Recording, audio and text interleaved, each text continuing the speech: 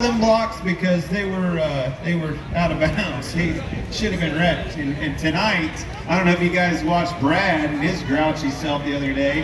He will wreck you. So doesn't matter if it's practice or not. He's gonna wreck you. So look out for Stenhouse. I can't take you serious. Is that like? Do you take that off when you go home, or is your? He doesn't.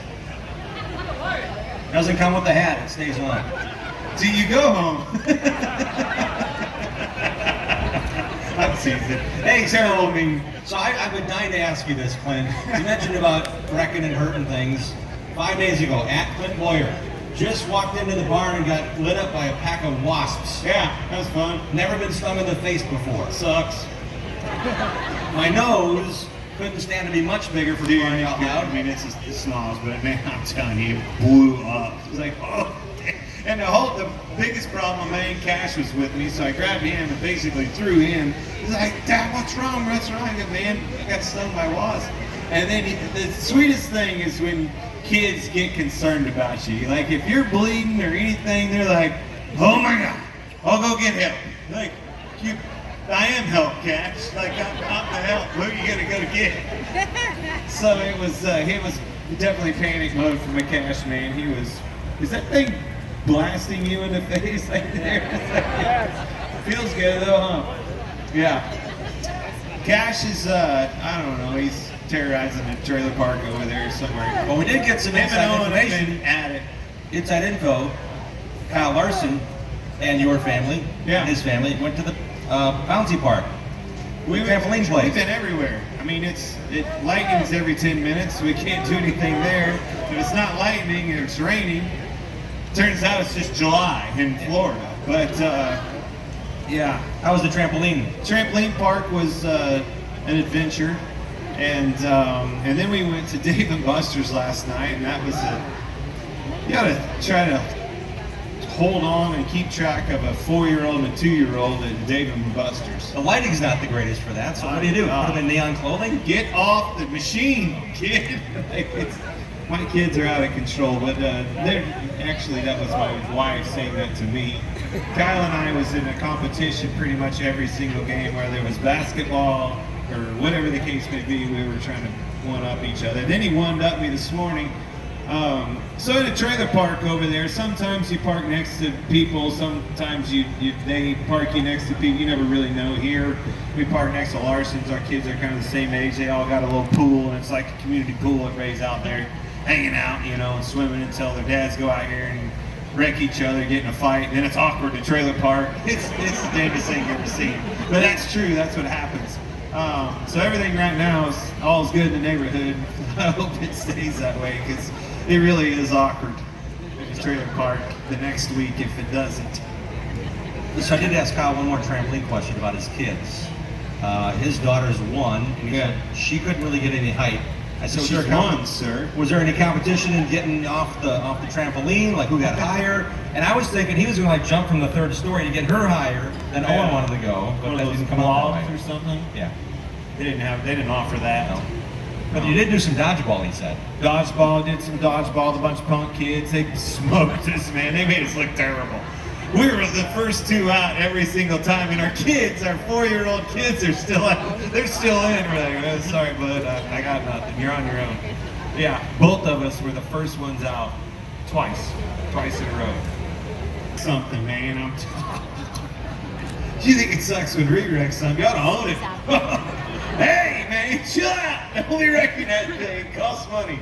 But they were in West Virginia racing last night. They were in Portsmouth, Ohio the night before. They got rained out. And the other thing that's funny about owning things, it's so different. The cheapest way to have a dirt team is a rain out. Like, that's the cheapest night you can have. So the guys will call all bummed out. Hey, we got rained out. You're like, yeah, that sucks. Bring it right back home. Don't go anywhere else. Bring it right back home. Don't tear anything up or blow an engine. That is a massive problem. But it's a ton of fun. It's how I grew up racing. That grass, roots level of racing is the reason we're all here, right? Everybody has a local track, whether it's down the street, New Smyrna, Volusia, all these places, you know, the Midwest is no different, man. What? Lincoln? Oh, Nebraska? Awesome racetrack.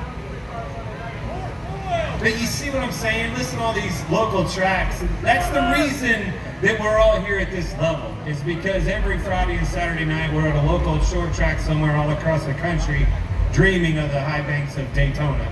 And I'm no exception to that. Every peer that I have over there in the trailer park, we've all grew up in one thing in common and beating up and down the road all these local tracks, whether it's a dirt track or an asphalt late model track, sprint car track, late model track, doesn't matter. We all share that in common, you know, dreaming of coming here and racing in front of you guys at Daytona. This place is special. They keep asking, man, what happens? It's not going to be July 4th weekend anymore. I don't give a damn. It doesn't matter if you come here in July, February, March, April, May, it doesn't matter. Daytona's Daytona. This place is always going to stand on its own 2 feet. It doesn't need a national holiday to piggyback off of to be a bank. And I don't believe that. This place is special to me. I've worked my whole damn life to get here, and I'll be damned just because it's not on July 4th. It's not a big deal. This place is a big deal. It's always going to be a big... Am I right? I mean, I want to blow fireworks up my backyard anyway. I don't want to do it down here. I want everybody to... I want to put on the show. No different. I want to put on the show out here on the high banks. I want to do it in my backyard. And I have to do it Wednesday instead of down here. So moving it doesn't hurt my feelings one bit. As long as we're still coming here for many years to come, it's all that matters. I probably should ask you one racing question about racing here. All right. When the cars are sparking in the corner, Don't block Brad. We've covered that. oh, we got that already. If they're sparking, We didn't talk all right, racing if they're racing. sparking, they're dragging. Yeah. Yeah, that's... Yeah. Well, when you're sparking and dragging, you're going 209 miles an hour when this Yeah. is going on. Yeah. How scary, or how much is that? Just like a... I didn't want to go 209 miles an hour. Yeah. The car goes 200 miles an hour. That's how fast you go. You don't even realize you're going 200 until you hit something. Then you realize it's unbelievably how fast you're behind it, how fast you're going as you're trying to catch your breath. And some out of you know overweight guys screaming at you, "Are you okay?" You're like, dude, I want to tell you, just give me a minute. Give me a minute. Trying to catch my breath. I think I'm okay. My arms and legs are still on me, but I can't breathe to tell you I'm okay right now. Just give me a minute. But caught on fire twice last week. That was awesome. Yeah.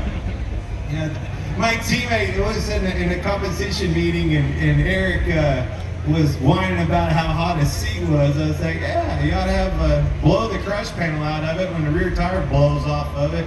Blows the whole rear end of your car off, and then you're limping around there just begging to be put out of your misery. But I didn't think when I was begging God to put me out of my misery for the race that it would be in the form of a fire. I didn't expect, like, I just meant another simple problem.